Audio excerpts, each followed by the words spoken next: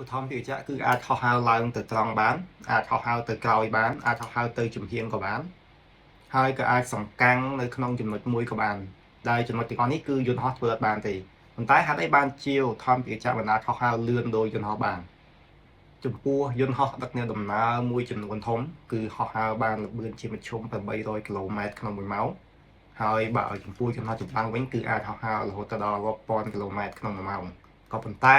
ចំពោះធម្មភិកចៈបែរជាមានភាពពិបាកខ្លាំងសូម្បីតែហោះហើរក្នុងល្បឿនត្រឹមតែ300គីឡូម៉ែត្រក្នុង1ម៉ោងក៏ស្ទើរតែមិនអាចទៅរួចផងចំពោះធម្មភិកចៈមួយចំនួនវិស្វករគឺគាត់បានចំណាយពេលរាប់ទសវត្សរ៍រាប់សិបឆ្នាំមកហើយដើម្បីដោះស្រាយនៅបញ្ហាមួយនេះចុះថាហេតុអ្វីបានជាធ្វើឲ្យយើងមិនអាចផលិតធម្មភិកចៈដែលអាចហោះហើរលឿនដូចជាយន្តហោះ commercial ទូទៅបានចម្លើយគឺវាមិនមែនអាស្រ័យទៅលើម៉ាស៊ីនវាមិនមែនអាស្រ័យលើទម្ងន់ហើយក៏មិនមែនអាស្រ័យទៅលើសាំងដែលចាក់ទៅលើធម្មវិជ្ជានឹងដែរប៉ុន្តែចម្លើយនោះគឺស្ថិតនៅលើភាពស្មុគស្មាញនៃប្រព័ន្ធ aerodynamic នៅ rotor blade របស់ធម្មវិជ្ជានីមួយៗនៅពេលដែលធម្មវិជ្ជាហោះទៅមុខហើយ rotor របស់ធម្មវិជ្ជាចាប់ផ្ដើមបង្វិលស្លាបកង្ហារនីមួយៗរបស់ធម្មវិជ្ជាគឺបង្វិលនៅក្នុងទិសដៅពីរឧទាហរណ៍ដូចជាវាបង្វិលមកមុខនេះគឺគេហៅថា advancing blade បន្ទាប់មកទៀតវាបង្វិលទៅក្រោយ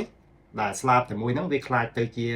ចូលទៅក្នុងចលនាមួយទៀតដែលគេហៅថា retreated blade ហើយបញ្ហាគឺវាកើតឡើងនៅពេលហ្នឹងគឺ advancing blade ឬក៏ blade ដែលបង្វិលទៅមុខនេះល្បឿនរបស់វា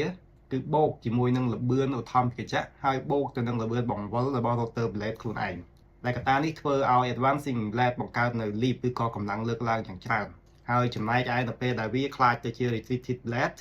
វារងនៅបាត់ពូតផ្ទុយគ្នាពី advancing blade ពេលដែលវាបង្វិលមកក្រោយ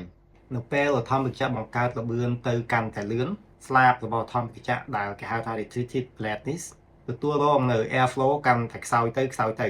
ហើយ leaf ដែល generate គឺក្នុងរូបមន្តដែលយើងដាក់នៅលើនេះ leaf generate ដោយសារតែមានកត្តាមួយដែលហៅថាល្បឿនអញ្ចឹងកាលណាល្បឿនកាន់តែយឺត leaf ពុំអាច generate បានខ្លាំងនោះដែរតែកត្តានេះធ្វើឲ្យស្លាប retreated blade store បាត់បង់នៅការផលិតនៅកម្លាំងលើកឡើងដែលគេឲ្យបាត់ពូតនេះមានឈ្មោះថា retreated blade store អញ្ចឹងបើសិនជាយើងធ្វើការសន្និដ្ឋាននៅអ្វីដែលខ្ញុំលើកឡើងទាំងពីរនេះដែលយោងទៅតាមសិភៅគឺស្លាបម្ខាងមានផលិតកម្លាំងលើកឡើងកាន់តែខ្លាំងចំណែកឯស្លាបម្ខាងទៀត rotor disc ម្ខាងទៀតគឺបាត់បង់នៅកម្លាំងលើកឡើងនៅពេលដែលវាហោះទៅគឺធ្វើឲ្យ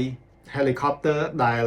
បង្វិល counter clockwise ដូចជាក្នុងធម្មវិជ្ជានេះគឺមានការរំញ័រឬក៏ roll គឺមានតែក្លាប់បែបនេះទៅខាងឆ្វេងហើយចំពោះធម្មវិជ្ជាមួយចំនួនដែលវាវិលទៅខាងស្ដាំគឺវាក្លាប់ទៅខាងស្ដាំដែលនេះគឺជាបញ្ហាមួយដែលពិបាកក្នុងការដោះស្រាយមែនទែនចំពោះវិស្វករអរគុណអ្នកនរគ្នាដែលបានទស្សនានៅវីដេអូនេះហើយសង្ឃឹមថាវីដេអូរបស់ខ្ញុំអាចជួយទៅជាការយល់ឃើញផ្នែក aviation មួយចំនួននៅក្នុងប្រទេសកម្ពុជាជួបគ្នានៅវីដេអូក្រោយទៀតសូមជម្រាបលា